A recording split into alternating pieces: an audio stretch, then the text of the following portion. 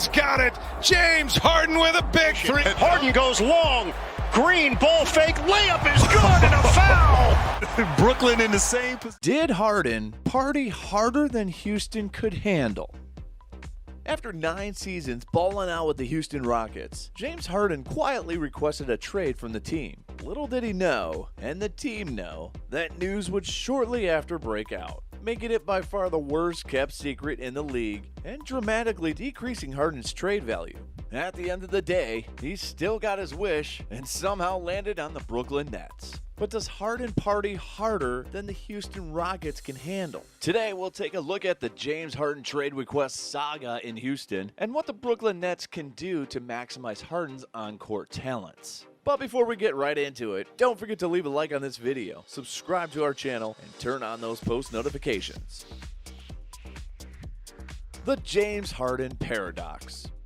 Can you imagine getting a 40-point triple-double dropped on your head by a guy that stayed up late partying at a strip club the previous night while you were asleep preparing for tonight's game?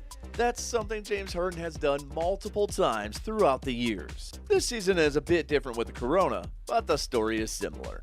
James Harden dropped 44 points and 17 assists on Damian Lillard and CJ McCollum in the Rockets season opener, just days after getting fined by the league for violating the NBA's coronavirus protocols. This was actually supposed to be the second game of the year for Houston, but unfortunately, the league office decided to suspend their scheduled season opener against the OKC Thunder on December 23rd. The Rockets didn't have the required 8 available players to suit up after 1 player tested positive. 2 tests were unconfirmed, with one of those being Harden. 4 players were forced to quarantine due to contact tracing protocols, and 1 more member of their roster was sidelined due to injury. That same morning, in which the league announced that night's games would be postponed, they also announced that James Harden had been fined $50,000 for violating the league's health and safety protocols. James Harden was just being James Harden. Right before the start of the season, on the night of December 21st, he innocently went out to a party of a close friend. It was initially speculated that Harden was at a strip club, but he denied these accusations. Still, he essentially confirmed he was out partying maskless. Now, Harden's party incident happened 2 nights before the scheduled opener and is totally unrelated to the positive and suspicious cases on the team. But had Harden stayed at home and followed protocol rules, the Rockets would have had 8 players required to play the game. You may think it's ridiculous to put all the blame on him for the game being suspended, but in this case, 1 player can actually make the difference. He would have been the 8th man, and the game would have gone on as planned. But the issue is not really about him being available to play 1 out of 72 games. It actually goes way beyond that. It's an issue about putting his teammates in danger. Harden can go out and party on one night, catch the virus without realizing it, then go to practice the next day and infect everybody in the facility. It's an issue about lack of discipline, because if your superstar and franchise cornerstone doesn't respect the rules and doesn't appear to care about his teammates' safety, then what message does that send to everybody else? The Rockets had it coming. Looking at the big picture, this is something the Rockets had coming for them sooner rather than later, because they turned Harden into their spoiled child. He's never heard no before. A former Houston Rockets staffer said, "We knew who the boss of the organization was. That's just part of what the deal was when you go to Houston. The players, coaches, GM, and owner all know." Looking at things from one side, you can't really blame the Rockets for giving Harden a say in the organization's decisions. At the end of the day, it's the players and especially an all-time talent like Harden who win you the games. It's essential that a team's ownership and its front office actively work to build around their superstars' talents, capabilities, and likings to make sure everything is set for him to win a championship. Harden isn't the first star to be given influence on a team's decisions, and he certainly won't be the last. You see it all the time, so the Rockets aren't at fault for that. What they are at fault for is giving Harden so much power, and as a former Rockets employee put it, never giving him no for an answer. Houston went above and beyond to make Harden's wishes a reality. Had they won a championship, all of this would have barely mattered. The team came really close to accomplishing their ultimate goal, but they haven't done it. And the Rockets are now paying the price of giving Harden free will. Harden actively pushed the Rockets to improve the roster each offseason, which isn't a bad thing, but it came at a cost of future assets and financial flexibility. Per multiple reports, the Beard threatened to request a trade if the team didn't try to make any offseason improvements. He had a lot of influence and was always inquired on personal moves on the roster and the coaching staff. He's been using his power since 2015 when he pushed for the team to fire head coach Kevin McHale. He also had high influence in making sure the team didn't re-sign Dwight Howard at the end of the season, something Howard probably didn't want to do anyway after multiple arguments with Harden. He then had the Rockets trade multiple valuable teammates like Patrick Beverley, Lou Williams, Montrezl Harrell, among others, plus a first-round pick to acquire Chris Paul, just to demand the Rockets get rid of him 2 years later, forcing the team to give up 4 first-round picks and 2 more first-round swaps in the trade. Harden then pushed for the Rockets to acquire Russell Westbrook, who was a terrible fit on paper, and asked for a trade after things didn't work out with DeBrody. In an attempt to make him happy, Houston got rid of Westbrook and brought back John Wall. Plus, they signed DeMarcus Cousins and a young standout Christian Wood in the offseason.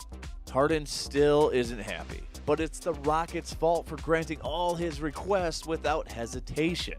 But Harden didn't only have control of who the team signed, fired, and traded. Unless the team had another game the next day, Harden made sure the Rockets stayed the night, sometimes even an extra day, after playing road games in some of Harden's favorite cities like Los Angeles or Phoenix, so he could go out and party after the games. He didn't care about some of his teammates wanting to return home to be with their families, because he's all about the party.